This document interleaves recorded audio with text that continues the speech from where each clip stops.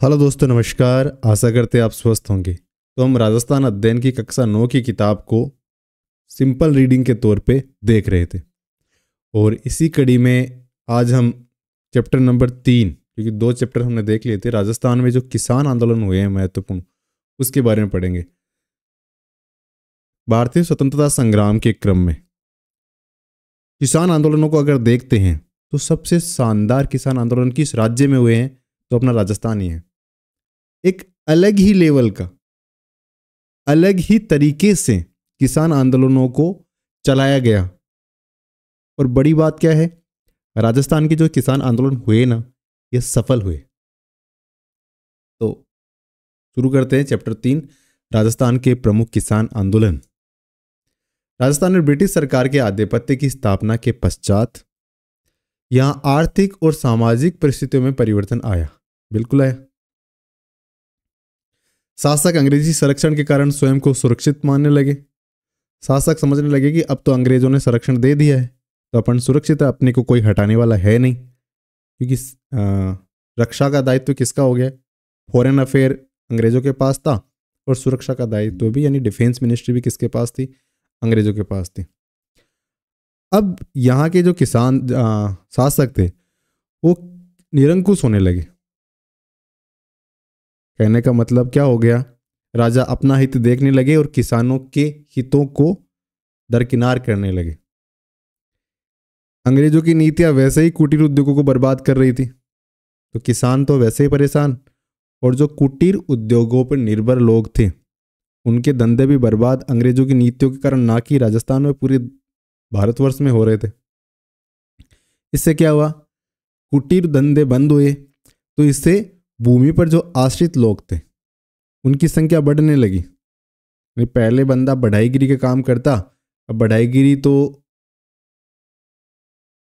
क्या हुआ, मशीनों के आने से कम हो गई और वो बंदा अब खेती पे डिपेंड रहने लगा। तो इससे जो भूमि तो वही उतनी ही थे, पैदावार उतनी ही हो रही थी, नवाचार कृषि में हो नहीं रहे थे। तो इससे क्या हुआ? भूमि पर दबाव पड़ने लगा।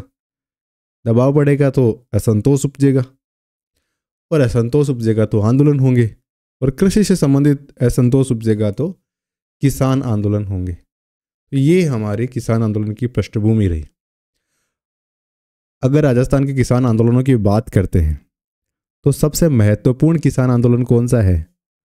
तो एक नाम तो पूरे भारतवर्ष में कहीं भी पूछ लो आप, वो सबके मुंह पे रहेगा, बिजोलिया किसान आंदोलन। बाकी भी किसान आंदोलन हुए, लेकिन सबसे बड़ा किसान आंदोलन राजस्थान में जो हुआ वो बिजोलिया किसान आंदोलन ही था।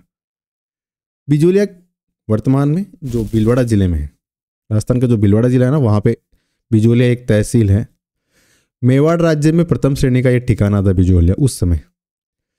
इस जागीर की भौगोलिक बनावट इस प्रकार थी कि किसान आंदोलन के समय, जब किसान आंदोलन करते तो आंदोलन कर रहे होते, अगर उनको कहीं निकलना होता तो अगर आप देखोगे बिजोले वाले पार्ट को, तो आप 10-20 किलोमीटर चलोगे तो आप एमपी में एंट्री कर जाओगे।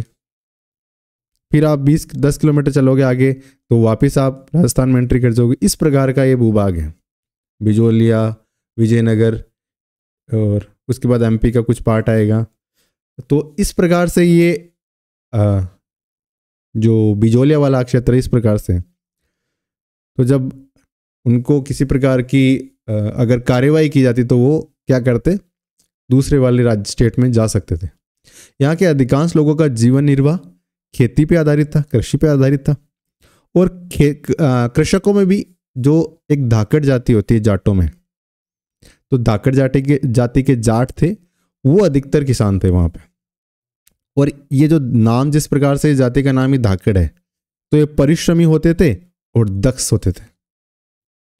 साथ ही मतलब धाकड़ एक जाति के रूप में संगठित थे, और इनकी जो पंचायत व्यवस्था थी ना, वो भी काफी सुदृढ़ थी।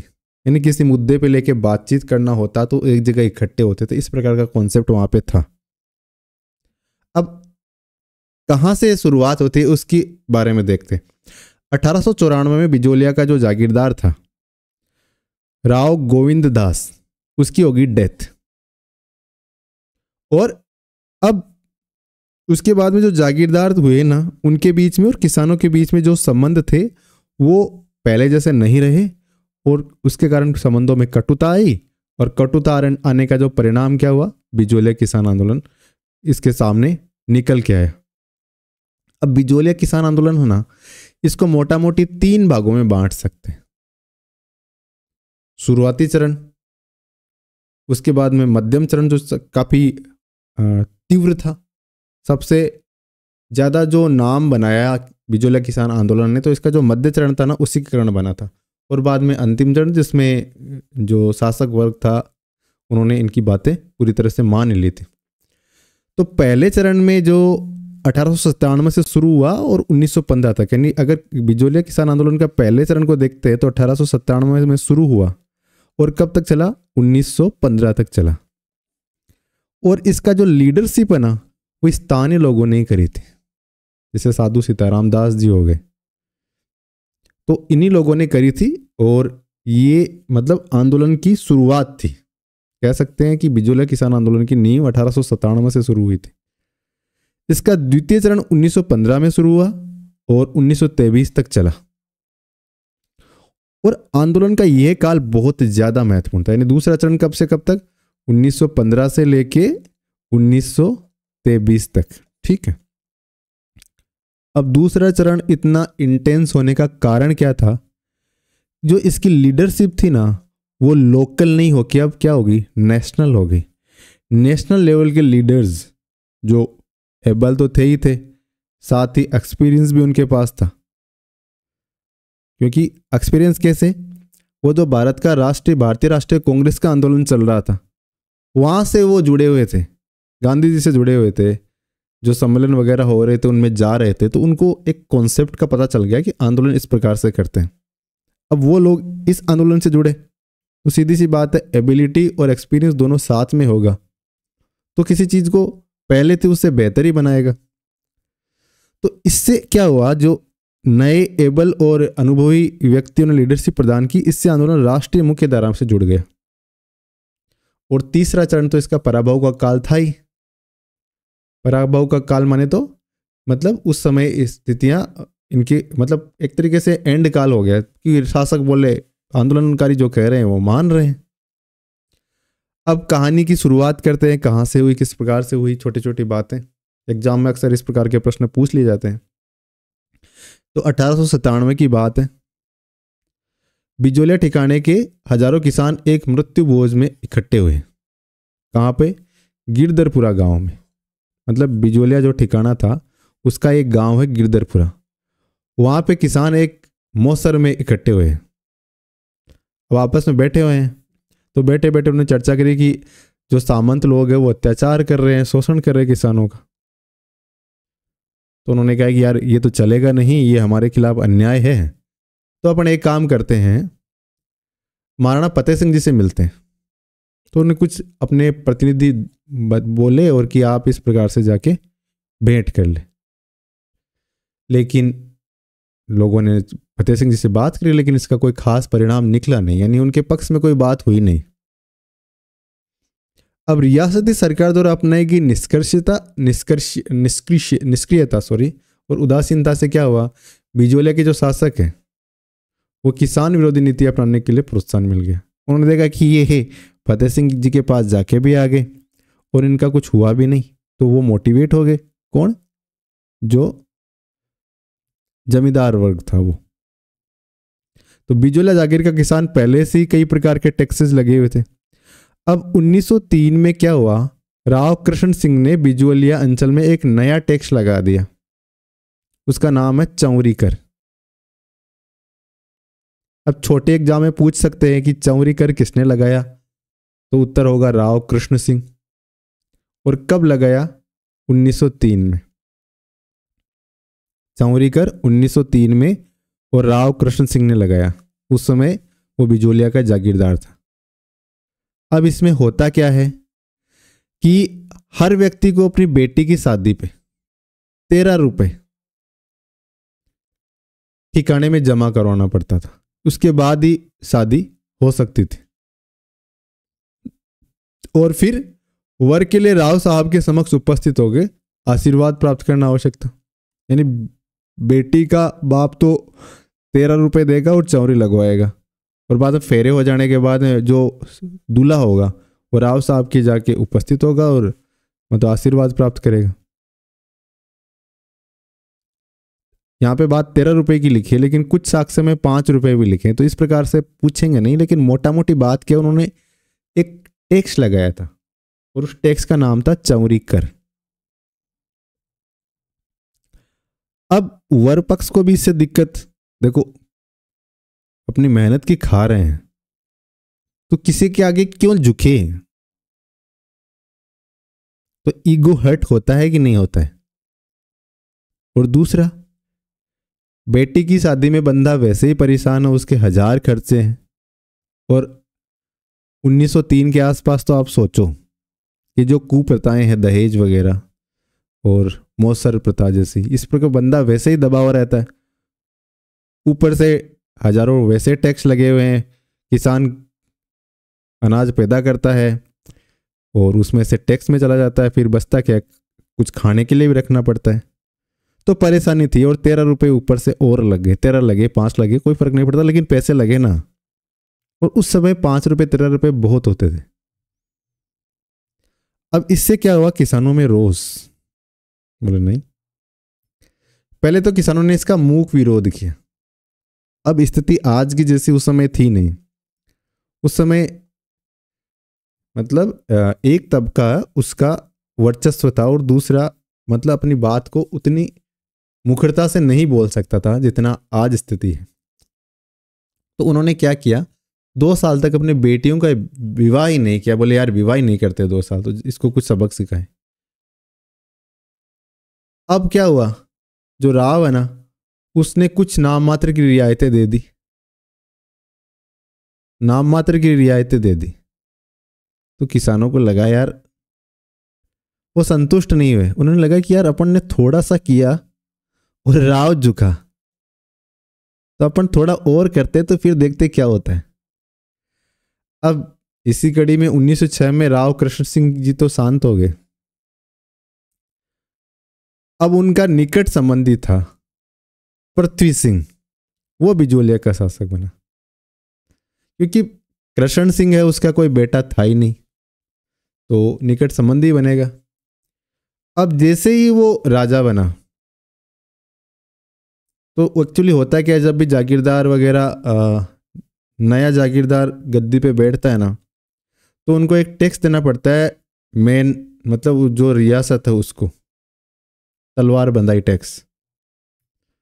तो वो जो पृथ्वी सिंह है उसने कहा कि जो पैसा लगेगा ना, तो मैं अपने खजाने से ना देके इसे जनता से ही वसूल कर लेता हूँ। तो उन्होंने ये पैसा जनता पे डाल दिया। अब जनता पहले से दुखी थी, अब इस चीज़ का पहले वो थोड़ी मोटिवेट भी हो रखे, बोले यार पिछली बार हमने उसको झुका दिया था, तो इसका विरोध किया। तो शासक ने क्या किया, किसान आंदोलन से जुड़े लोग थे ना, उनके विरुद्ध सख्ती का रूप अपनाया और दमनकारी नीति, बोले इनका इलाज ही कर देते हैं। जागीरदार ने ऐसा सोचा।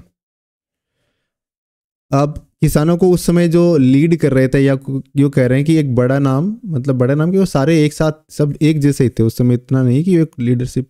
साधु सीताराम जी थे एक, वो क्या और था कि वो एक वहाँ पे एक लाइब्रेरी थी, उसमें पुस्तकालय अध्यक्ष के तौर पे काम कर रहे थे, और वो किसानों को भी मोटिवेट कर रहे थे। तो जागीरदार को पता चला, तो उन्होंने साधु सीताराम दास जी को उनके पोस्ट से हटा दिया, और अन्य जो भी किसान नेता थे उनको जेल में डाल दिया। हमने कहा ना कि शासक ने दमनकारी नीति अपनाई, तो दमनकारी नीति में क्या किया, नेताओं को जेल में डाला, जो सरकारी सेवा में थे उनको पद से हटा दिया, जो इस चीज का विरोध कर रहे थे। अब 1914 में पृथ्वी सिंह जी भी चले गए। कौन? 1914 में पृथ्वी सिंह जी भी एक्सपायर हो गए, और उनका पुत्र था केसरी सिंह। वो उस समय था अल्पवयस्क, यानी वो अभी 18 साल का हुआ नहीं था। 18 साल का उस समय जो भी वयस्कता की जो भी परिभाषा रही होगी, वो मतलब वयस्कता को नहीं प्राप्त कर पाया था कि वो उसको चला सके सिस्टम को, जागीरदारी को। तो बिजोलिया की जो जागीरदारी है वो सीधे महाराणा के नियंत्रण में चली गई। इस तरीके से यूटी बन गया, जागीरी प्रशासन ऑफ वार्ड्स महाराणा के पास चला गया, लेकिन इससे सत्ता भले ही चेंज हुई, सत्ता का पावर जो सेंट्रिक था वो भले ही चेंज हुई, लेकिन किसानों की स्थिति में कोई प्रभाव नहीं पड़ा।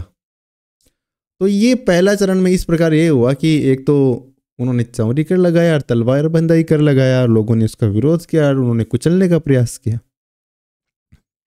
राव कृष्ण सिंह और राव पृथ्वी सिंह, ये दो नाम ऐसे याद रखने, ठीक है। अब चरण शुरू होता है दूसरा और सबसे महत्वपूर्ण बिजोले किसान आंदोलन का 1916 में 1916 में विजय सिंह पथिक, इनका वास्तविक नाम भूप सिंह। सबको पता है राजस्थान में अगर 100 लोग परीक्षा देने जाते हैं तो 99.50 लोगों को पता होता है कि विजय सिंह पथिक का मूल नाम भूप सिंह है और एग्जामिनर ये प्रश्न पूछता भी है। इससे कट ऑफ में कोई स्पेशल फर्क नहीं पड़ता, ये सबको ही पता होता है। इसमें नुकसान किसका हो जाता है, जल्दबाजी में इधर का उधर लगा देते हैं, बी का सी लगा देते हैं उनका, लेकिन इसमें कोई खास नुकसान होता नहीं है क्योंकि एग्जाम में सरल प्रश्न सभी करते हैं, मध्यम प्रश्न आधे से ज़्यादा लोग करते हैं और जो टफ प्रश्न होते हैं वो विजेता करते हैं। तो आपको उन पॉइंटर्स का ध्यान रखना, स्पेशली सरल और मध्यम वाले तो गलत करने नहीं है और जो टफ वाले हैं उनके ऊपर भी अपनी पकड़ मजबूत करनी है। विजय सिंह पथिक में कार्य करने की अपूर्व क्षमता थी। इनके बारे में पहले भी 2-4 लाइनें ऊपर पढ़ चुके हैं, अभी पढ़ रहे हैं, पहले पिछले अध्याय में भी हमने चर्चा करी थी, तो आपको इतना तो सहज हो ही गए। अपन सिंपल रीडिंग कर रहे हैं तो इसमें ज़्यादा डीप में नहीं जाते हैं। विजय सिंह पथिक में कार्य करने की अपूर्व क्षमता थी। सर्वप्रथम उन्होंने किसानों को सुनियोजित तरीके से संगठित किया। उन्होंने क्या यार एक सिस्टम बनाओ यार, मतलब एक संगठन होता है, उसमें पदाधिकारी होते हैं, कर्मचारी होते हैं, प्रॉपर मीटिंग होती है ना, और उस मीटिंग के मिनट्स लिखे जाते हैं।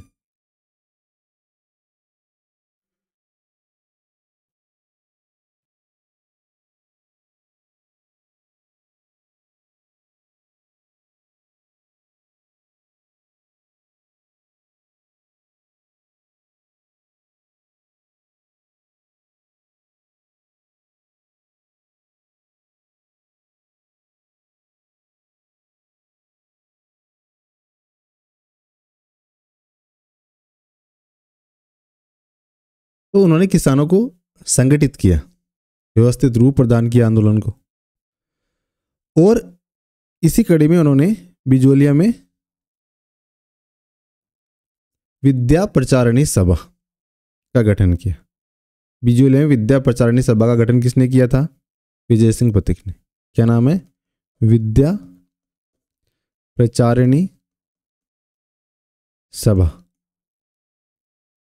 किसने किया था? विजय सिंह पथिक ने। इन्होंने इस संस्था का गठन किया। एक पुस्तकालय का निर्माण भी उन्होंने किया, एक पाठशाला और एक अखाड़ा चालू किया। अब ये जो पॉइंट्स बनाए उन्होंने, पुस्तकालय, पाठशाला, अखाड़ा, ये राजनीतिक गतिविधियों के केंद्र बन गए। माणिक्यलाल वर्मा उस समय बिजोलिया ठिकाने में एम्प्लॉय थे, कर्मचारी थे। वो पथिक जी के कांटेक्ट में आए, उन्होंने पथिक से प्रभावित होकर ठिकाने में नौकरी से अवकाश ले लिया। उन्होंने पथिक से आजीवन देश सेवा का क्या लिया? दीक्षा ली, और किसानों को संगठित करने में वो भी जुट गए। माणिक्यलाल वर्मा जी भी उनके साथ हो गए। इस कार्य में साधु सीताराम जी का भी पथिक जी को बड़ा सहयोग रहा। वैसे देखते हो तो आंदोलन को जो शुरुआती समय में जो उन्होंने पिक किया था वो साधु सीताराम जी थे। तो ऐसे करते करते विजय सिंह पथिक साहब ऊपरमाल वाला जो क्षेत्र है, यानी बिजोलिया और बिजोलिया के आसपास का क्षेत्र, उसको ऊपरमाल कहते हैं, वहां पे पथिक जी बहुत फेमस हो गए। और वहां के निवासी इनको महात्मा जी कहने लगे। जिस प्रकार गांधी जी को महात्मा की उपाधि मिली ना, महात्मा मोहनदास करमचंद गांधी, उस प्रकार से यहाँ के लोकल निवासियों ने जो विजय सिंह पथिक जी को महात्मा जी की उपाधि दी। अब वहाँ के लोग अगर किसी को महात्मा कह रहे हैं तो उनके आदेश की पालना वो बेशक करेंगे। अब किसानों की स्थिति पथिक जी से छानी नहीं रही, तभी वो इतना प्रयास कर रहे थे। तो उन्होंने क्या किया, अब बोले कि अब आंदोलन को करेंगे अपन एक्टिव। 1917 में 1917 में हरियाली अमावस के दिन ऊपरमाल पंच बोर्ड बनाया गया और क्रांति का बिगुल बचाया गया। ऊपरमाल पंच बोर्ड बनाया गया हरियाली अमावस्या के दिन। तो ऊपरमाल पंच बोर्ड कब बना? 1917 हरियाली अमावस्या। ठीक है। पतिक ने किसानों को युद्ध का चंदा नहीं देने के लिए आह्वान किया। उन्होंने किसानों को कहा कि भाई तुम्हें युद्ध से क्या लेना देना, आपको युद्ध के लिए कोई टैक्स नहीं देना है। किसानों ने घोषणा की कि वो कोई प्रकार की बेगार नहीं देंगे, बेगार नहीं करेंगे। मतलब बेगार का मतलब काम करवा लिया और उसके बदले कोई पैसा नहीं दे रहा है, बोले अपन नहीं कर रहे, क्योंकि जागीरदारों के पास बेगार करनी पड़ती थी उनको। बेगार का मतलब जागीरदार के मतलब खेत होते थे, उनको जोतना, उनके पशुओं को ध्यान रखना, इस प्रकार का कार्य किसानों को करना पड़ता था और उसके बदले उनको कुछ नहीं मिलता था, खाना भी नसीब नहीं होता था। तो उन्होंने कहा कि नहीं, ऐसा काम नहीं, हम नहीं करेंगे। इस ठिकाने के कर्मचारियों ने उन्हें पकड़ लिया और कैद में डालना शुरू कर दिया, कैद में डाल दिया। इसकी सूचना मिलते ही किसान पंचायत के आदेश अनुसार किसानों के जत्थे बिजोलिया पहुंचने लगे और ठिकाने के प्रशासक, तो उन्होंने जब गोविंद निवास गांव के जो नारायण जी पटेल थे उनकी बात कर रहे हैं, नारायण जी पटेल है ना, उन्होंने बेगार देने से इनकार कर दिया था, तो उनको गिरफ्तार कर लिया। अब लोग जब इसका नारायण जी पटेल को गिरफ्तार करने का विरोध किया, लोग भर के पहुंचे, तो क्या हुआ, वहां के जो प्रशासक थे वो डर गए और उन्होंने नारायण जी पटेल को जेल से फ्री कर दिया। तो किसानों की ये प्रथम विजय थी इस प्रकार की। तो देखो किस प्रकार से आंदोलन को एक्टिव किया। 1917 में हरियाली अमावस्या के दिन ऊपरमाल पंच बोर्ड, फिर युद्ध का चंदा नहीं देने के लिए कहा, तो नारायण जी पटेल ने बेगार नहीं दी, कर्मचारी पकड़ लेते हैं, लोग विरोध करते हैं, उनको छोड़ना पड़ता है, आंदोलन एक्टिव हो जाता है। अब लोगों में मोटिवेशन मिल जाता है ना, एक कुछ सफलता मिलती। तो पथिक ने बिजोलिया किसान आंदोलन को राष्ट्रीय स्तर पर लाने का सोचा। बोले यार लोकल लेवल पे खेलते हैं, इतना क्या ही हो जाएगा, इसको नेशनल लेवल पे ले जाते हैं।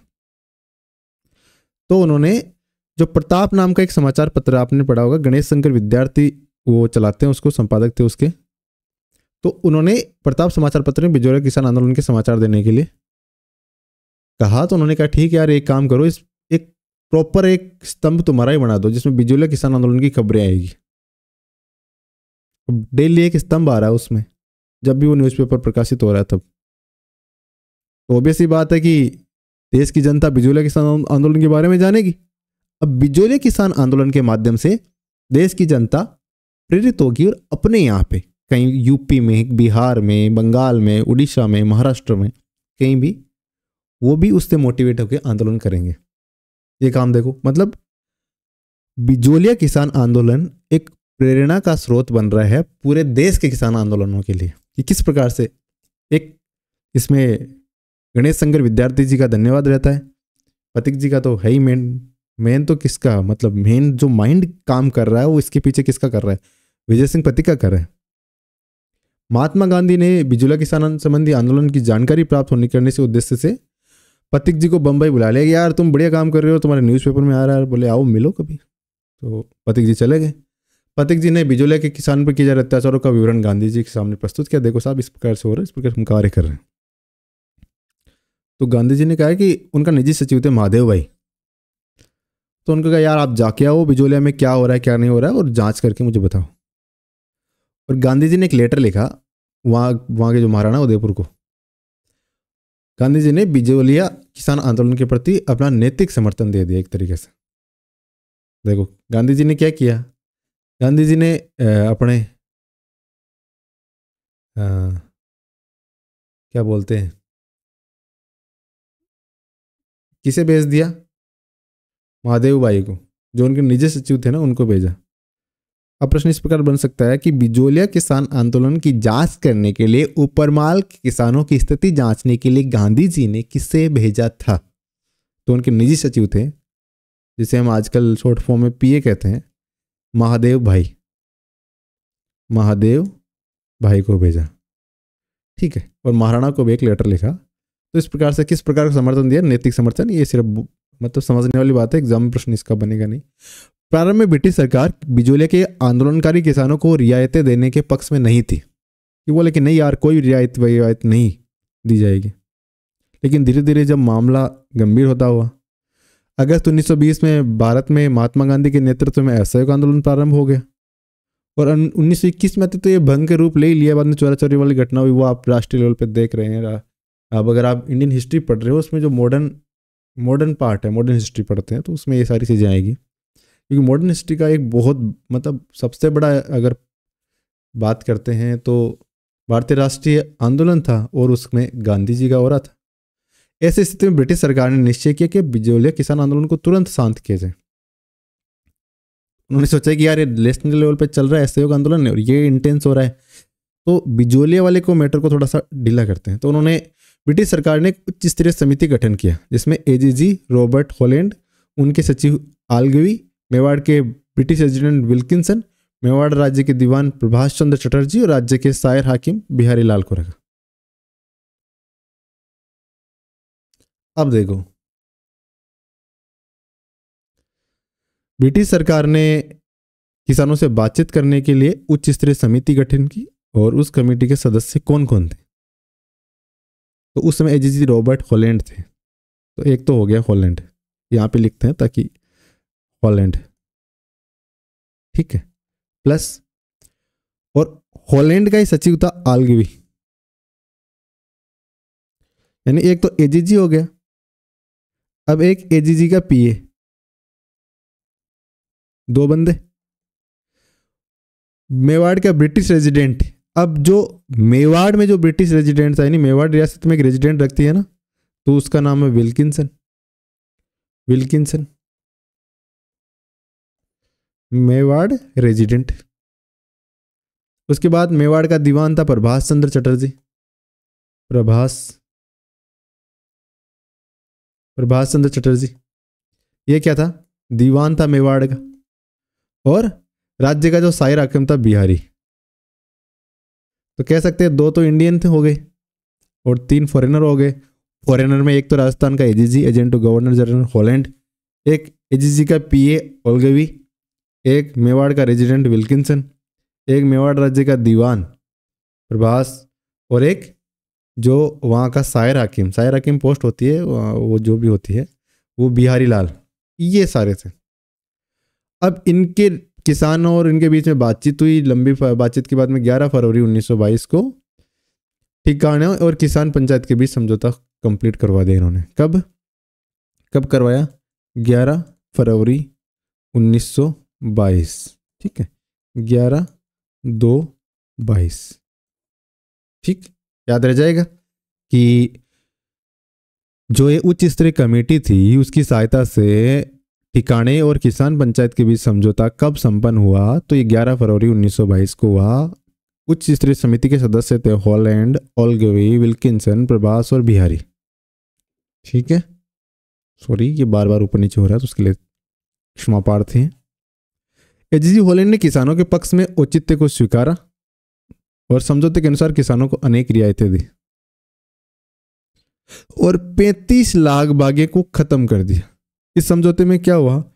35 इस प्रकार के टैक्सेस थे अलग अलग प्रकार के, उनको खत्म कर दिया।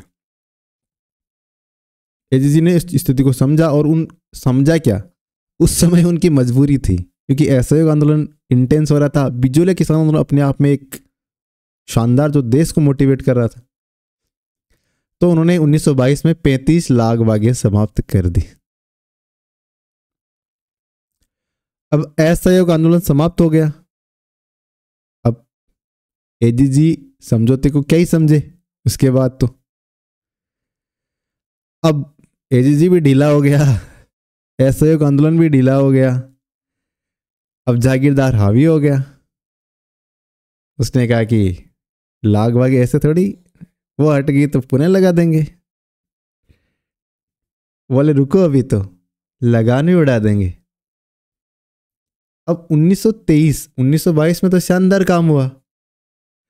1923 से लेके 1926 तक का टाइम था ना, किसानों के लिए टफ हुआ क्योंकि नई लाख बागे लगी, लगान बढ़ा। अब मार्च 1927 में किसान पंचायत हुई जिसमें रामनारायण चौधरी और माणिक्य लाल वर्मा उपस्थित हुए। पथिक ने किसानों को बारानी भूमि छोड़ने और अहिंसात्मक साधनों से आंदोलन जारी रखने का सुझाव दिया। पथिक ने कहा कि आप बारानी भूमि छोड़ ही दो, बोले बावाएं को नहीं मैं तो, और अहिंसात्मक आंदोलन करो। लेकिन अहिंसात्मक आंदोलन ने ऐसा समझ रहा ही को नहीं भाई, बटू उपरांत सु जोर पड़ना जड़ा तो समझ जाए।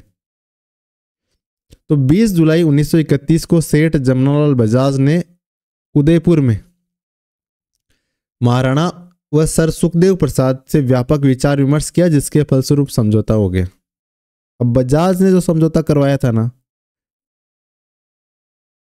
जिसमें उन्होंने महाराणा और सुखदेव प्रसाद उनसे विमर्श किया था, वो कब हुआ? 20 जुलाई 31 को। अब ये 3-4 डेट है इस बिजोले किसान आंदोलन की, ये हमें थोड़ी याद रखनी पड़ेगी, और किस तरीके से वहां पूछते हैं उस प्रकार से हमें आइडेंटिफाई करना पड़ेगा कि किसके बारे में बात कर रहे हैं। देखो स्थिति कितनी अस्पष्ट है इस लाइन से, हमें खुद ही अनुमान लगाना पड़ेगा। 20 जुलाई 1931 को जमनालाल बजाज ने उदयपुर के महाराणा और सर सुखदेव प्रसाद के व्यापक विचार विमर्श किया, जिसके फलस्वरूप समझौता हो गया। हालांकि उदयपुर ने इसका पालन नहीं किया। अब ये समझौता कर तो लेते हैं। इन्होंने 1922 में भी 11 फरवरी 1922 में समझौता किया था, उसका पालन नहीं करे। अब 1927 में फिर उन्होंने थोड़ा विरोध किया, तो उसका कोई मतलब ही नहीं। फिर जमनालाल बजाज जी 20 जुलाई 1931 को 1931 में समझौता करवाया, लेकिन फिर पालन नहीं हो रहा है। अब लेकिन इससे क्या हुआ? मेवाड़ प्रजामंडल का आंदोलन थोड़ा व्यापक हो गया। अब लोग तो इसका डर क्या हुआ, किसान प्रजामंडल से नहीं जुड़ जाए, क्योंकि उस समय प्रजामंडल एक्टिव हो गए थे। 1931 से आप देखोगे तो प्रजामंडल एक्टिव होने शुरू हो गए थे। कपूरचंद पाटनी जयपुर वाला जो 1931 में बन ही गया था प्रजामंडल, तो उन्होंने सोचा यार ये प्रजामंडल से ना जुड़ जाए तो कुछ ना कुछ तो करा जाए, उनको मीठी गोली दी जाए। तो उन्होंने धीरे धीरे मीठी गोली देनी शुरू कर दी, तो थोड़ा सा वो इंटेंसिटी उसकी कम हुई। 1941 में मेवाड़ के दीवान थे टी विजय राघवाचार्य और राजस्व मंत्री थे डॉक्टर मोहन सिंह मेहता। इनको भेज दिया। टी विजय राघवाचार्य उस समय मेवाड़ के दीवान थे। 1941 में उन्होंने मोहन सिंह मेहता को बिजोले भेजा और कहा कि किसानों की जो भी समस्या सलटाओ यार, क्योंकि ये बंदा टी विजय राघवाचार्य से मेरे हिसाब से ये बंदे ठीक थे। और अंग्रेज भी उस समय द्वितीय विश्व युद्ध के आसपास उलझे हुए थे, तो उतने वो ढीले हो गए थे। बाद में स्थितियाँ परिवर्तित होने शुरू हो गई थी, क्योंकि जल्दी हमें देखो 1941 के बाद 1947 आज़ादी के बहुत ज़्यादा डिफरेंस था नहीं। और भारतीय राष्ट्रीय कांग्रेस का जो भारतीय राष्ट्रीय आंदोलन हुआ वो भी मतलब एक तरीके से धीरे धीरे अधिकारों के प्रति जागरूकता, और अंग्रेज भी उसको स्वीकार करने लगे, ये चीज़ें होने लगी। तो उन्होंने 1941 में आते आते किसानों की समस्याओं का समाधान इसमें करवाया, किसानों की ज़मीनें वापस दी गई और ये आंदोलन समाप्त हुआ। तो ये आंदोलन कब समाप्त हुआ? 1941 में। कैसे समाप्त हुआ? तो मेवाड़ के दीवान थे टी विजय राघवाचार्य, उन्होंने अपने राजस्व मंत्री रेवेन्यू मिनिस्टर था मोहन सिंह मेहता, उनको भेजा था। तो मोहन सिंह मेहता ने जाकर ये करवाया था और ये आंदोलन को समाप्त करवाया। अब प्रश्न है, देखो 2-3 प्रश्न एक बार फिर से रिवाइज करते हैं। जमनालाल बजाज ने जो समझौता करवाया कब? 20 जुलाई 1931 को। 1941 में आंदोलन को समाप्त करने में भूमिका टी विजय राघवाचार्य जी की। किसने बातचीत करी नेताओं से? तो डॉक्टर मोहन सिंह मेहता। डॉक्टर मोहन सिंह मेहता कौन थे? उस समय मेवाड़ के राजस्व मंत्री थे। टी विजय राघवाचार्य कौन थे? ये मेवाड़ के दीवान थे। 20 जुलाई 1931 को उन्होंने करवाया, और उससे पहले एक जो समझौता हुआ, जो हाई लेवल कमेटी थी, उसमें 5 सदस्य थे, उन 5 सदस्यों की हमने चर्चा करी थी। तो वो 11 फरवरी 1922 के बाद वो पहले वाला समझौता। तो इस प्रकार से बिजोले किसान आंदोलन के बारे में जो महत्वपूर्ण बातें थी जो हमने पढ़ी। अब इसी बिजोले किसान आंदोलन से जैसे एक और महत्वपूर्ण आंदोलन था बेगू किसान आंदोलन, ये भी मेवाड़ में ही 1921 में हुआ था। इसकी मोटिवेशन भी बिजोलिया किसान आंदोलन से ही मिली। कारण वही, बहुत ज़्यादा टैक्स, बहुत ज़्यादा लाग बाग, बेट बेगार, सामंती जुल्म। तो इसका नेतृत्व किया था रामनारायण चौधरी ने। रामनारायण चौधरी बिजोलिया किसान आंदोलन से भी जुड़े हुए थे, वहां से वो एक्सपीरियंस ले रहे थे। उन्होंने कहा कि यहाँ भी करते हैं। बेगू किसान आंदोलन 1931 में मैनाल के बेरुकुंड नामक स्थान पर एकत्रित हुए। बेगू किसान क्या हुआ? 1921 में मैनाल नाम की जगह है, मैनाल एक झरना भी है, जलप्रपात भी है, बेरुकुंड नाम की जगह है मैनाल के पास में, वहाँ पे एकत्र हुए। सामंती दमन चक्र चलता रहा। 1923 में किसानों के प्रमुख रूपाजी और कृपाजी धाकड़ सेना की गोलीबारी से शहीद हो गए थे। तो रूपाजी और कृपाजी धाकड़ ये फेमस है, कौन से किसान आंदोलन से संबंधित है? ये बेगू किसान आंदोलन से संबंधित है। और ये कब शहीद हुए थे? 1923 में। किसान मांगों के लिए फिर भी जूझते रहे, क्योंकि अब तो इंटेंस होगी ना वो चीज। बेगू के ठिकानेदार ने किसानों से समझौता करने का प्रयास भी किया, और लेकिन उसे अमान्य कर बेगू आंदोलन को बुरी तरह से कुचला गया। मेवाड़ सरकार आंदोलन को दबा नहीं सकी। बेगू के ठाकुर अनूप सिंह और राजस्थान सेवा संघ के मध्य जो समझौता हुआ उसे बोल सिंह समझौते की संज्ञा दी गई। बेगू का ठाकुर था अनूप सिंह और राजस्थान सेवा संघ के मध्य एक समझौता हुआ, और इस समझौते को किसकी संज्ञा दी गई? बोल सेवक समझौता। तो प्रश्न इस प्रकार बनेगा, जो प्रश्न बन रहा है इसमें, कि बोल सेवक समझौते की संज्ञा दी गई किसे? बेगू की ठाकुर अनूप सिंह और राजस्थान सेवा संघ के बीच जो समझौता हुआ था, यानी बोल सेवक समझौता बेगू किसान आंदोलन से संबंधित है। कब हुआ था? 1921 में। रूपाजी कृपाजी धाकड़ का संबंध कौन से किसान आंदोलन से है? तो बेगू किसान आंदोलन से। रूपाजी कृपाजी धाकड़ कब शहीद हुए? 1923 में। 1921 में। बेगू किसान आंदोलन की सभा कब हुई? तो 1921 में मैनाल के भैरवकुंड में ये सभा हुई थी। इस मतलब बेगू किसान आंदोलन के जो प्रमुख टेकअवेज है वो ये रहे। आगे देखते हैं भरतपुर किसान आंदोलन। कौन सा आंदोलन है? भरतपुर किसान आंदोलन। भरतपुर राज्य में किसानों की दशा अच्छी थी। भरतपुर राज्य में किसान अच्छी थी। यूपी का टच वाला एरिया, वहाँ पे कृषि भूमि भी मतलब अच्छी है, वहाँ बारिश भी ठीक ठाक होती है, पूर्वी इलाका राजस्थान का। और यहाँ का 95% भूमि है वो राज्य के नियंत्रण में थी। यहाँ 5 जातियां थी, ब्राह्मण, जाट, गुज्जर, अहीर और मेव, और लगभग समान सी हैसियत। मतलब ये 5 जातियां मोटा मोटी ब्राह्मण, जाट, गुर्जर, अहीर और मेव। भरतपुर राज्य 1931 में नया भूमि बंदोबस्त लागू किया गया।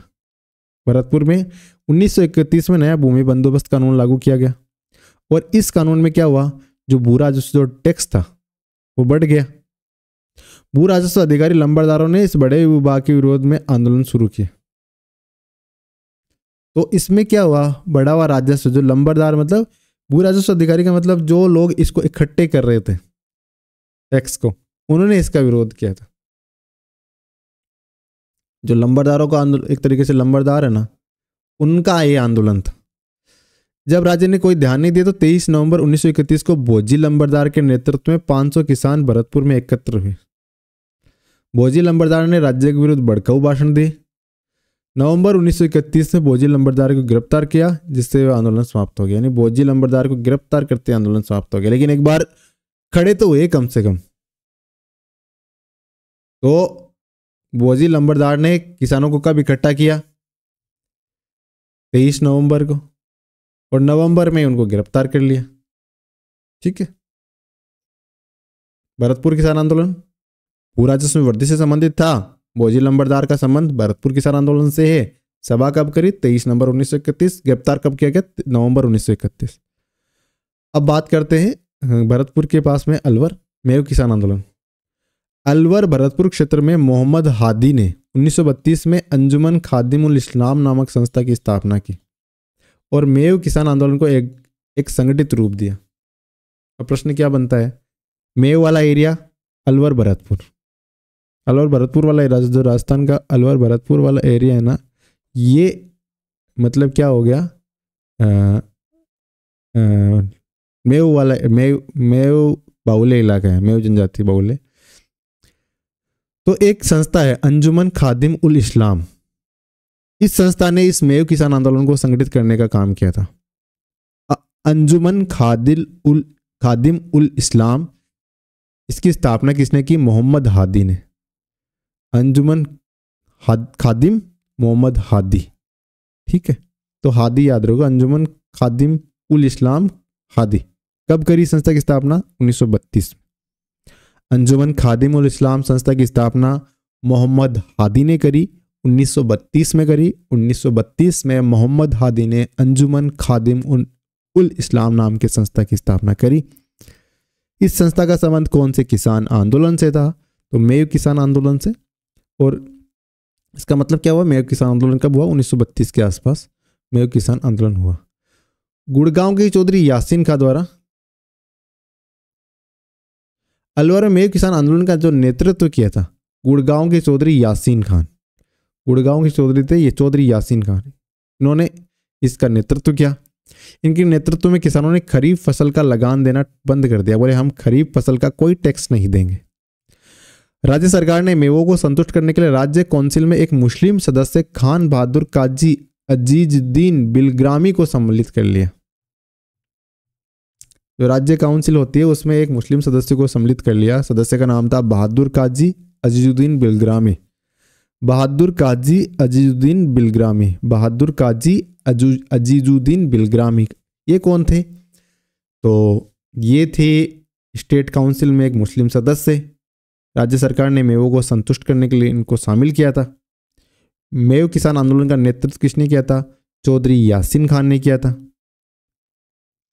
इसके बावजूद आंदोलन न केवल तेज हुआ बल्कि उग्र भी हो गया, यानी मुस्लिम सदस्य को शामिल कर लिया, उसके बावजूद भी आंदोलन तेज हुआ। 1937 में मिस्टर जो बिलग्रामी है के मातहत मेव संकट की जांच हेतु एक विशेष समिति का गठन किया। अब 1937 जब 1932 से ये आंदोलन हो रहा है, 1937 में बिलग्रामी जो ये इस कमेटी के सदस्य थे उनकी अध्यक्षता में एक जांच कमेटी का गठन किया। तो उन्होंने जांच की तो उन्होंने कहा कि मेवों को भू राजस्व और अन्य करों में छूट के साथ सामाजिक धार्मिक समस्याओं का समाधान भी किया जाए। तो उसके बाद समाधान किया गया ये आंदोलन इस तरह से। तो ये बिलग्रामी सरकारी समिति मतलब सरकारी सदस्य थे, राज्य काउंसिल में शामिल थे। फिर 1937 में इनकी ही अध्यक्षता में एक जांच दल का गठन किया जो मेव किसान आंदोलन की जांच करी और उनको रियायत दिलवाई। ठीक है, तो कौन कौन से बंदे मेव किसान आंदोलन से संबंधित हो गए, चौधरी यासीन खान हो गए, बहादुर काजी अजीजुद्दीन बिलग्रामी हो गए, इसके अलावा मोहम्मद हादी जिन्होंने एक संस्था की स्थापना करी थी अंजुमन खादिम उल इस्लाम, जो जिसने मेव किसान आंदोलन को संगठित करने का शुरुआती प्रयास किया था। अब अलवर का एक और किसान आंदोलन है, उसका नाम है अलवर किसान आंदोलन और नीमूचना हत्याकांड। 1921 से 1925 के टाइम के बीच ये आंदोलन हुआ था। अलवर रियासत में जंगली सुअरों को अनाज खिलाकर रोधों में पाला जाता था। ये सुअर किसानों की खड़ी फसल को बर्बाद कर देते थे और उनके मारने पर रियासती सरकार ने पाबंदी लगा रखी थी। मतलब अलवर में जंगली सुअरों का आतंक था, लोगों की खड़ी फसलें खराब कर देते थे और रियासत ने कहा कि इनको आप मार नहीं सकते। तो सुअरों की समस्या के कारण किसानों ने आंदोलन शुरू किया 1921 में। अब सरकार ने क्या किया, किसानों को सुअर मारने की इजाजत दे दी। 1923-24 में महाराजा थे जय सिंह, उन्होंने लगान की दरों को बढ़ा दिया। अब देखो आंदोलन शुरू हुआ सुअरों के कारण, उसमें उनको जीत मिली। अब महाराजा ने टैक्स बढ़ा दिया। टैक्स बढ़ाने का क्या हुआ, पहले वाला मोटिवेशन मिल रखा था। तो 14 मई 1925 को ये किसान इकट्ठा हुए, कितने, लगभग 800 किसान अलवर के नीमूचना गांव में एकत्र हुए। अब सरकार ने इसको दबाने का प्रयास किया। सैनिक बलों ने क्या किया, उन लोगों पे अंधाधुंध फायरिंग शुरू कर दी, जैसे जलियांवाला बाग हत्याकांड में हुआ ना, उस प्रकार से, जिससे सैकड़ों लोग मारे गए। गांधी जी ने इस कांड को जलियांवाला बाग हत्याकांड से भी ज्यादा विभत्स बताया और उसे डायरवाद गहरा और व्यापक की संज्ञा दी। गहरा और व्यापक डायरवाद की संज्ञा किसे दी, डबल डायरीज में कहते हैं जिसे। ये गांधी जी ने कहा था इसे नीमूचना हत्याकांड को। बाद में सरकार को झुकना पड़ा, झुकना क्या, कई लोगों ने अपनी शहीदी दी, तब जाके ये सरकार पीछे हटी, काफी विरोध हुआ। तो इसमें दो प्रश्न बनते हैं। तो जंगली सुअरों वाला मामला कौन से किसान आंदोलन से संबंधित है, तो अलवर से। अलवर किसान आंदोलन कब से कब तक चला, 1921 से 1925 तक। शुरुआत जंगली सुअर वाले केस से हुई, बाद में 1923-24 में अलवर के महाराजा जय सिंह ने जो लगान की दरें हैं उनको बढ़ा दिया। अब नीमूचना हत्याकांड कब हुआ, 14 मई 1925 को। 14 मई 1925। अब इसको इस प्रकार देखो, 14, 5, 25, 1, 4, ये जोड़ते 5, ये 5, ये मल्टीप्लाई करते तो 25। तो इस प्रकार नीमू चना को इस तरह से याद रख सकते हो। कैसे भी करके रिलेट करो, आपको एग्जैक्ट डेट पता होनी चाहिए। नीमू चना हत्याकांड का संबंध किस किसान आंदोलन से था, तो आपका उत्तर होगा अलवर किसान आंदोलन। और नीमू चना हत्याकांड कब हुआ, तो 14 मई 1925 को। 14 मई 1925 को नीमू चना हत्याकांड हुआ। डबल डायरिज्म की संज्ञा गांधी जी ने किस हत्याकांड को दी, तो ये नीमू चना हत्याकांड। ठीक है, क्लियर हो गया। अब चलते हैं अगला किसान आंदोलन, बूंदी किसान आंदोलन। बिजोलिया और बेगूजे किसान आंदोलन में अब उसी प्रकार की समस्या थी। पास के राज्य बूंदी के किसानों को, उनको भी ऊंची टैक्स दरें देनी पड़ रही थी। तो वो मोटिवेट हुए, तो उन्होंने अप्रैल 1922 में बिजोलिया की सीमा से जुड़े बूंदी राज्य के बरड़ क्षेत्र किसानों ने बूंदी प्रशासन के विरुद्ध आंदोलन चला दिया। और बूंदी किसान आंदोलन का नेतृत्व कौन कर रहे थे, पंडित नेनूराम शर्मा। पंडित नेनूराम शर्मा है, वो बूंदी किसान आंदोलन का नेतृत्व कर रहे थे। कब शुरू किया, अप्रैल 1922 में। तो बूंदी किसान आंदोलन का शुरुआत अप्रैल 1922, किसके नेतृत्व में, नेनूराम शर्मा के नेतृत्व में। अब कुछ घटना होगी जो डाबी हत्याकांड सुनते हैं ना अपन, वो बूंदी किसान आंदोलन से संबंधित है। ये प्रश्न कंफ्यूज हो जाते हैं अपन, नीमू चना हत्याकांड, डाबी हत्याकांड। बूंदी राज्य की इन किसानों पर अत्याचार प्रारंभ किया। राजस्थान सेवा संघ के माध्यम से बूंदी राज्य में चल रहे दमन चक्र की सर्वत्र निंदा की गई। ये तो बोल बच्चन वाली बात है, लेकिन अब बात है 2 अप्रैल 1923, 2423 और डाबी गांव में किसानों की एक सभा हुई।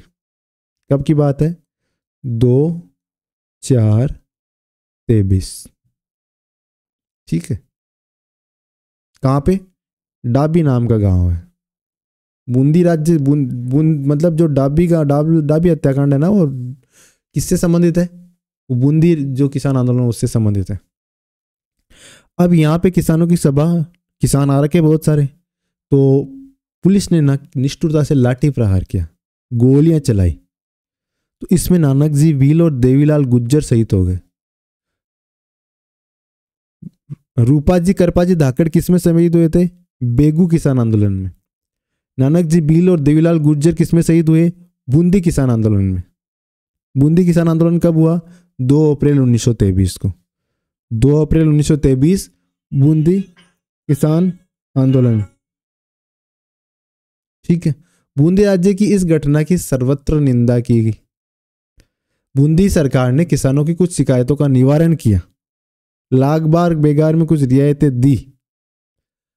किसान आंदोलनकारी राज्य की दी गई रियायतों के संतुष्ट नहीं हुए और परंतु वे आंदोलन को आगे चलाने की स्थिति में नहीं थे, तो उन्हें राजस्थान सेवा संघ से मार्गदर्शन मिलना बंद हो गया था। 1923 में अंत तक आंदोलन प्राय समाप्त हो गया। 1936 में एक बार फिर बरौड़ क्षेत्र में आंदोलन शुरू हुआ, यानी एक बार मतलब आंदोलन ढीला हो गया, कुछ सहायता मिल गई तो फिर उतना इंटेंस नहीं रहा। लेकिन 1936 में फिर से आंदोलन शुरू हो गया।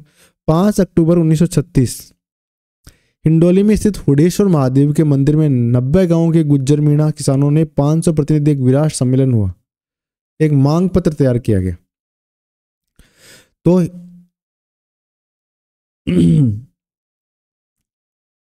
उसे सरकार को प्रेषित किया गया। सरकार ने मांगों पे कोई ध्यान नहीं दिया। किसानों ने राज्य के विरुद्ध आंदोलन छेड़ दिया, लंबे समय तक चला।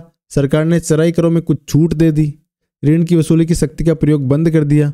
मतलब कुछ पॉइंट मतलब किसानों के पक्ष में झुके, लेकिन ये नहीं कह सकते कि लोगों को जो गिरफ्तार किया गया था उनको इस बाद में छोड़ा गया। फिर इस प्रकार आंदोलन समाप्त हो गया। यानी कुछ चराई करों में छूट दे दी, कुछ जो लोगों ऋण की वसूली की शक्ति का प्रयोग करते थे वो बंद कर दिया, और लोगों को गिरफ्तार किया था उनको छोड़ दिया, तो ये आंदोलन समाप्त हो गया।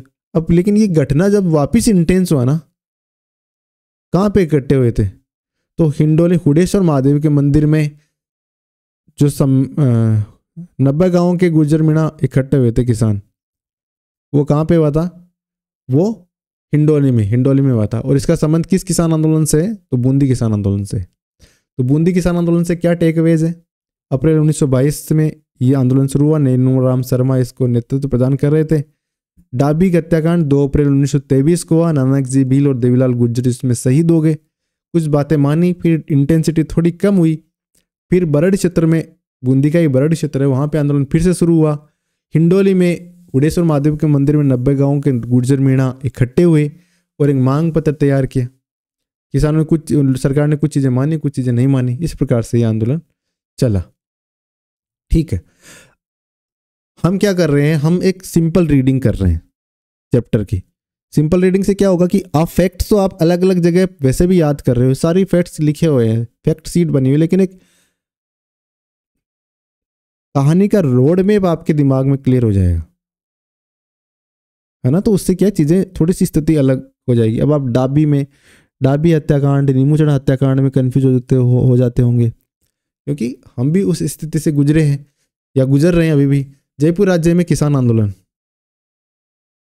राजस्थान अन्य राज्यों के किसानों की बात ही, जयपुर राज्य किसानों की स्थिति भी बड़ी दयनीय थी उस समय। तो कहीं का भी किसानों की स्थिति देख लो, अगर यूं कहे किसानों की स्थिति तो आज भी उतनी कोई बढ़िया नहीं है। हालांकि सुधार हुए हैं, लेकिन क्या हम विकसित देशों में जो किसान है उस स्थिति में है क्या आज या राजस्थान के किसान या भारत के किसान? लेकिन उस स्थिति तो वहाँ उस समय तो स्थिति बहुत ज़्यादा खराब थी। वे अपने शासकों के आतंक, अत्याचार और शोषण से उत्पीड़ित थे। जयपुर रियासत में किसान आंदोलन मूल केंद्र राज्य के पश्चिम भाग में स्थित जो शेखावटी वाला एरिया है ना, सीकर, चुरू, झुंझुनू, तोरावटी, सांबर, सीकर और खेतड़ी के ठिकाने थे। किसान आंदोलन का श्री गणेश कहाँ से हुआ? ये अपने सीकर से हुआ। 1922 में सीकर के नए राव राजा थे कल्याण सिंह। उन्होंने भूमि कर पहले 25% था, अब 25% बढ़ा के 50% कर दिया। किसने? राव राजा कल्याण सिंह जी ने। किसानों को आश्वासन दिया कि अगले साल उनसे ली जा रही लागों में छूट दे दी जाएगी। इस बार थोड़ा सा टैक्स पैसों की दिक्कत है, लेकिन राव राजा ने अगले साल उस चीज़ का पालन नहीं किया। तो किसान बोले यार तुम्हारी ज़रूरत थी तो हम तुम्हारी हेल्प करी। और सीकर के किसान ऐसे कोई दबने वाले थे नहीं, लट रखते थे अपने पास। आंदोलन प्रारंभ कर दिया उन्होंने। रामनारायण चौधरी और हरि ब्रह्मचारी के सीकर आने से किसान आंदोलन को प्रोत्साहन मिला। रामनारायण जी चौधरी जो बूंदी किसान आंदोलन से संबंधित थे ना, और हरि ब्रह्मचारी ये सीकर आए, इससे आंदोलन थोड़ा सा मोटिवेट हो गया। सीकर आंदोलन की गूंज केंद्रीय असेंबली और ब्रिटेन के हाउस ऑफ कॉमन्स में उठी। अब ये प्रश्न एग्जाम में आया हुआ है, और आया हुआ तो एग्जाम में आ ही सकता है, लेकिन इस प्रकार की लाइनों से जो प्रश्न आते हैं, इस सिंपल रीडिंग से उठोगे तभी आप कर पाओगे। तो ब्रिटेन के हाउस ऑफ कॉमन्स में किस किसान आंदोलन की चर्चा हुई? तो सीकर किसान आंदोलन की, सीकर किसान आंदोलन की चर्चा हुई। ये जयपुर से संबंधित रियासत है। ब्रिटिश सरकार ने राव राजा को सलाह दी कि वो अपने ठिकाने पर नियमित रूप से भूमि बंदोबस्त की व्यवस्था करे, फालतू में इसको इतना इंटेंस ना पहुंचाए। राव राजा ने ठिकाने में भूमि बंदोबस्त करवाने के पूर्व भूमि का सर्वेक्षण करवाया। छोटी जरीब का उपयोग किया गया। सीकर के राव राजा ने इजाफा के नाम पर बीघा भूमि की 2 आना भूमि कर में वृद्धि कर दी। इजाफा के नाम पर बीघा भूमि पर 2 आना भूमि कर में टैक्स बढ़ा दिया। जरीब की लंबाई के मामले को लेकर तथा भूमि कर में की गई वृद्धि कारण किसानों ने पुनः असंतोष हो गया। अब जरीब की लंबाई को लेकर जो मामला उठा था वो कौन से किसान आंदोलन से संबंधित था? वो भी सीकर से। अक्टूबर 1925 में जाट सभा का बगड़, शेखावटी में बगड़ पड़ता है, एक अधिवेशन आयोजित किया गया। तो बगड़ अधिवेशन का संबंध किस किसान आंदोलन से? तो सीकर किसान आंदोलन से हो गया।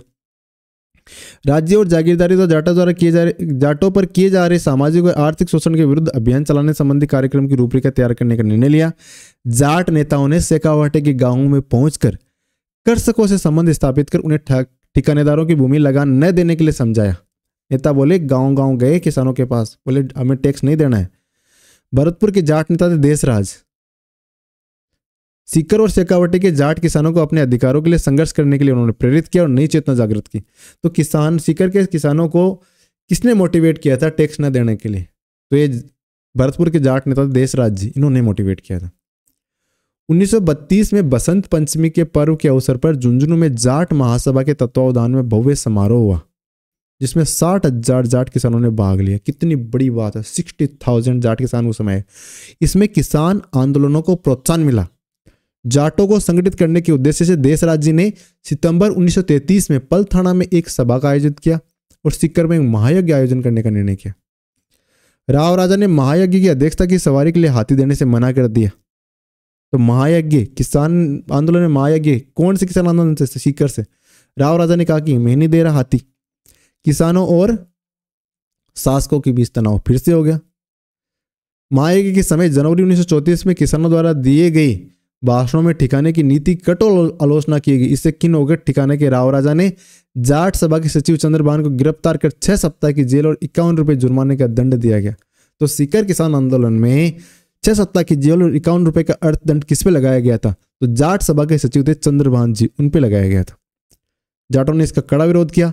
सियोट के ठाकुर मान सिंह द्वारा सोतिया का बास नामक गांव में किसान महिलाओं के साथ किए गए दुर्व्यवहार के विरोध में 25 अप्रैल 1934 को, यह डेट याद रख लेना, जाट महिलाओं ने एक सम्मेलन आयोजित किया जिसमें 10,000 स्त्रियों ने भाग लिया। इस सम्मेलन की अध्यक्षता किशोरी देवी ने की थी। तो सोतिया का बास नाम का एक गांव है, वहां का जो ठाकुर था मान सिंह, उसने महिलाओं के साथ अपमानजनक मतलब व्यवहार किया था। तो इससे महिलाएं खिन्न हुए और उन्होंने कहा कि इसका हम विरोध करेंगे। तो इन्होंने एक सम्मेलन का आयोजन किया। कब? 25 अप्रैल 1934 को। इसमें 10,000 स्त्रियों ने भाग लिया था। और इसकी अध्यक्षता किसने की, ये प्रश्न पूछेगा। तो ये किशोरी देवी ने की थी। किसने करी थी? किशोरी देवी जी ने इसकी अध्यक्षता करी थी। अप्रैल 1935 में सीकर ठिकाने का राजस्व अधिकारी, कब की बात है देखो, अप्रैल 1935 की, सीकर ठिकाने का राजस्व अधिकारी पुलिस की सहायता से कुद्दन ग्राम की भूमि लगान वसूल करने पहुंच गया। तो उसने बातचीत में इस तरीके से करी कि जाट किसानों में हिंसा भड़क उठी। पुलिस ने गोली चला दी जिससे 4 जाट मर गए और 14 किसान घायल हो गए। शहीद होने वाले किसान थे चेतराम टिकुराम जी,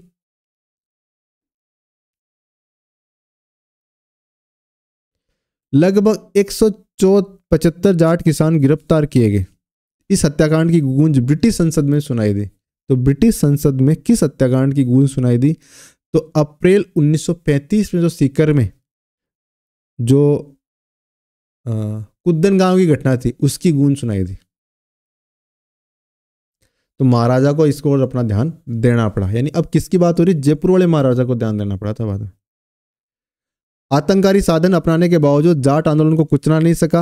अंततः सीकर ठिकाने को नियमित भूमि सर्वेक्षण और बंदोबस्त का कार्य आरंभ करना पड़ा और किसानों की कपितय मांगों को स्वीकार करना पड़ा। इस आंदोलन के लिए किसानों को संगठित होने के लिए प्रेरणा देने वाली महिला दापी दादी थी। तो दापी दादी का संबंध किस किसान आंदोलन से? तो आपको उत्तर क्या होगा? दापी दादी हमारे सीकर जिले से संबंधित है। किससे?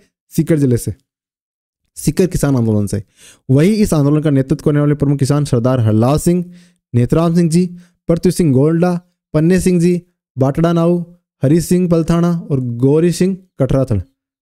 पन्ने सिंह बाटड़ा नाऊ, पृथ्वी सिंह गोल्डा, नेतराम सिंह, सरदार हरलाल सिंह, ईश्वर सिंह बेरूपुरा और लेखराम कासवाणी, ये प्रमुख थे। तो अब एक में 2-4 नाम दे देंगे और पूछ लेंगे कि इनका संबंध किस किसान आंदोलन से? ध्यान से देख लो। सरदार हरलाल सिंह, नेतराम सिंह, पृथ्वी सिंह, पन्ने सिंह, हरू सिंह, गोरू सिंह, ईश्वर सिंह, लेखराम कासवाड़ी, ये सारे सीकर किसान आंदोलन से संबंधित है। इस बीच शेखावटी के अन्य ठिकानों में जाट आंदोलन फैल गया। यानी सीकर में हुआ, उसकी चिंगारी तो जाएगी आसपास भी। मार्च 1933 खेतड़ी का डूंडलोद, नवलगढ़, मंडावा, बिसाऊ, सूरजगढ़, हमीरवास, इस्माइलपुर, जखारा, मलसीसर, अलसीसर, पाटन आदि ठिकानों में जाटों ने भूमि कर देने से मना कर दिया। उनका हम भी नहीं दे रहे। 16 मई 1934 को हमीरवास के ठाकुर कल्याण सिंह के आदमियों ने हनुमानपुरा गांव के जाट किसानों के घर में आग लगा दी। कब की बात है? 16 मई 1934 की। हमीरवास गांव का ठाकुर था कल्याण सिंह। ये सीकर झुंझुनू रोड पे जाते, सीकर से झुंझुनू जाते तो उसी रोड पे आता है टोल से पहले, जिससे 33 घर जल गए। इसी प्रकार डूंडलोद के ठाकुर ने जयसिंहपुरा गांव के किसानों को आतंकित किया और उसके भाई हरनाथ सिंह ने सशस्त्र व्यक्तियों के साथ किसानों पर लाठी और तलवारों से वार कर जाट किसानों को घायल कर दिया। जागीरदारों की इन हरकतों से शेखावटी के किसानों से सशस्त्र संगठित होकर उसका डटकर मुकाबला किया। मैंने कहा ना कि शेखावटी के किसान लट रखते हैं। शेखावटी जाट किसान पंचायत की तरफ से 9 अक्टूबर 1934 को जयपुर महाराजा की मांग पत्र प्रेषित किया और प्रार्थना की कि जागीरदारों के आतंक से उन्हें मुक्त कराएं।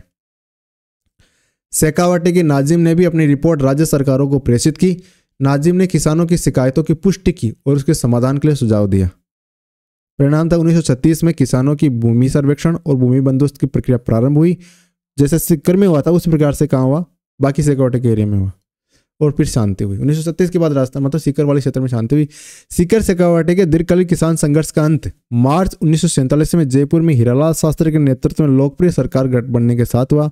राजस्व मंत्री टीकाराम पालीवाल ने गैर खालसा भूमि में भूमि बंदोबस्त करवाने की व्यवस्था करी थी। अब मारवाड़ के किसान आंदोलन देख लेते हैं।